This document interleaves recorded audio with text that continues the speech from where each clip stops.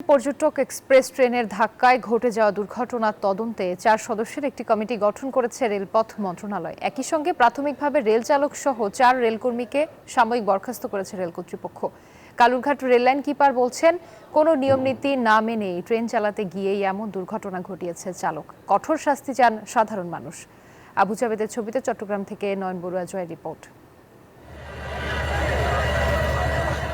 গুমের ঘুরে ছিলেন কক্সবাজার পর্যটক এক্সপ্রেস ট্রেনের লোকোমাস্টার বা চালক গোলাম রসুল। তাই চট্টগ্রামের কালুরঘাট সেতুর উপর ঘটে গেল ভয়ঙ্কর কাণ্ড। বৃহস্পতিবার রাত 10:15টার দিকে ট্রেনের ধাক্কায় দুমড়ে মুচড়ে যায় সেতুর উপর সিএনজি চালিত অটোরিকশা, একটি মাইক্রোবাস ও কয়েকটি মোটরসাইকেল। প্রাণ যায় এক শিশুসহ কয়েকজনের। দুর্ঘটনার সময় সেতুর উপর একটি গাড়ি নষ্ট হয়ে যানজটের সৃষ্টি হয়। ঠিক তখনই কক্সবাজার থেকে ছেড়ে আসা চট্টগ্রামমুখী পর্যটক এক্সপ্রেস ট্রেনটি সেতুর দিকে এগিয়ে আসে।